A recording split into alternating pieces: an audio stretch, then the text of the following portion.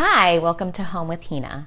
Today's dish needs no explanation. If there's one Indian dish that everyone's familiar with, it's samosa. Now, samosas can vary depending on region. Punjabi samosas tend to have a thicker, buttery, more flaky crust, where Gujarati samosas have a thinner, more spring roll type consistency shell. Now, one thing that they do all have in common is they're deep fried. But in my samosas, I like to use tortillas for the shell, which makes it a lot faster, and I bake them. So you still get that crisp shell without the guilt. Now you can also vary the fillings. So today I'm going to make a traditional kid-friendly mild potato and pea filling, but I also like to make Mexican samosas often, and I'll use a black bean and corn filling for that. But I'll show you how to make that another time. So let's get started on the potato and pea filling.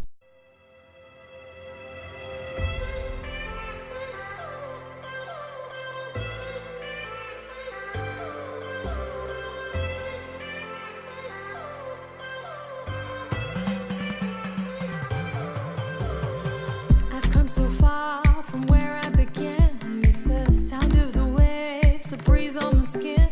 Wish that I could be back in my homeland, singing. Show me the road and I'll be right there. I'd do anything to feel the wind in my hair. I'd go far as it takes and I won't even care. I'll sing.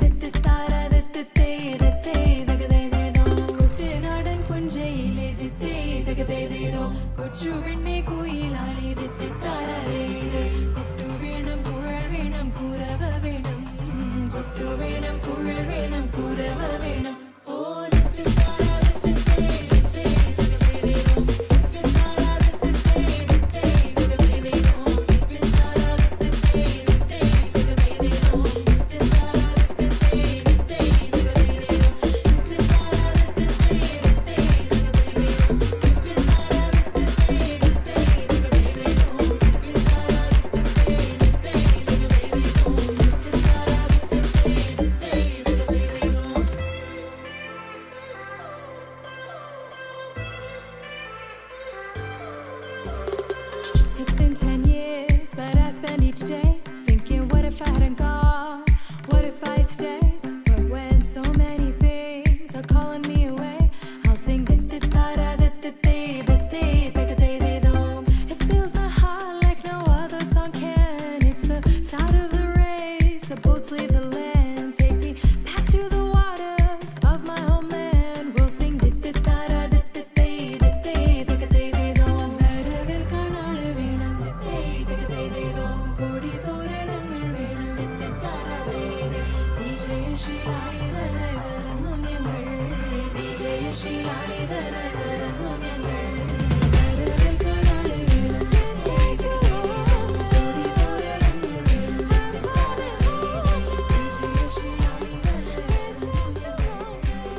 Okay, so my filling is ready, and what I've done is I've gone ahead and removed the cinnamon sticks and cloves so that way nobody bites into it when they eat their samosas.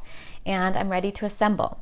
So what I have here is I have tortillas. These are burrito size flour tortillas that I've cut into half circles.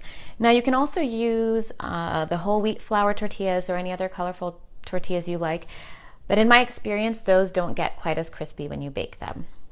And what I've also done is I've made my paste. And all this is it's about 4 tablespoons of all-purpose flour mixed with about 3.5 tablespoons of water. And you just want it to have a thick glue type consistency. And we're ready to fill. So let me show you how I make my shells. So what you're gonna do is you're gonna take your tortilla and you're gonna have the flat side in the palm of your hand where your thumb is. Then you'll take this side and fold it over and make a cone, just like that. And you want to make sure that the edge is tight so that no filling will escape. And also, if your tortillas are getting a little dry, I like to just pop them in the microwave for a couple of seconds just to make them a little bit more malleable.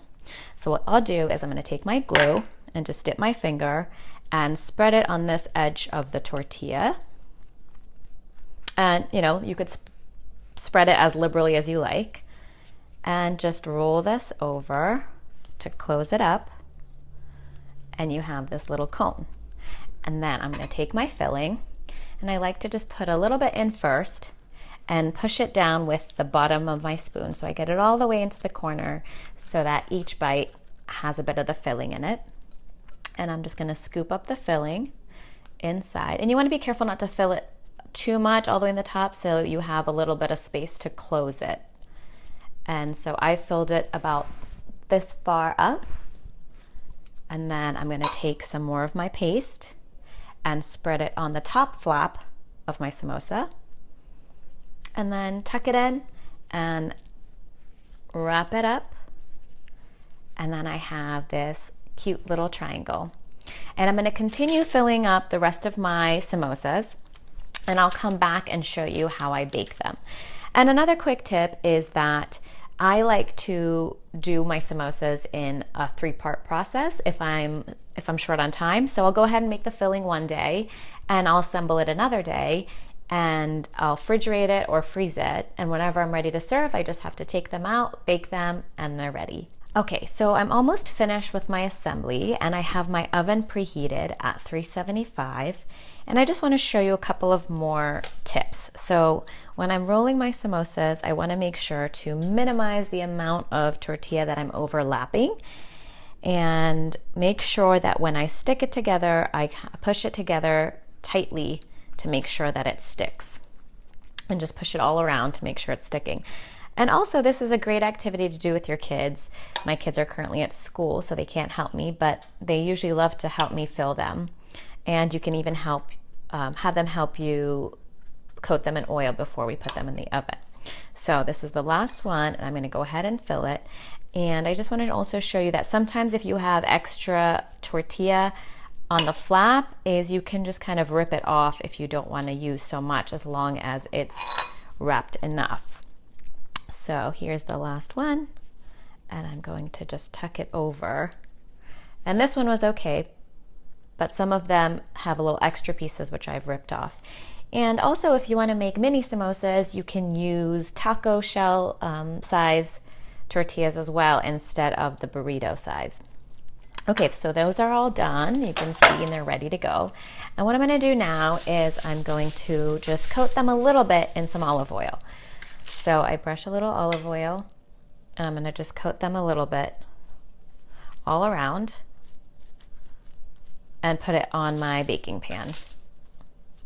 And once they're all coated, I'm going to go ahead and bake them in the oven for about 10 minutes at 375, and I'll flip them and I'll bake them for additional 10 minutes to get them nice and crisp. And if you want it a little bit more crispy, you can leave them in there for a little bit longer too.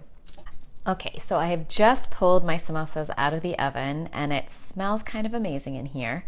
And I ended up baking them for just a little less than 20 minutes, and you can bake them as long as you like, just how crispy you like it. And I just want to show you how crispy these really are.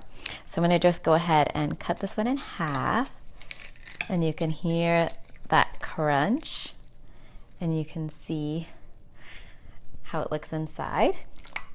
And you can serve it with your traditional green chutney if you like. My kids like to eat it with ketchup, and I actually like to eat it with a ketchup sriracha mix. And I'll just put a little on my plate and give it a try if it's not too hot. Now, I hope you like this recipe, and as always, please like and subscribe. I'm gonna give it a taste.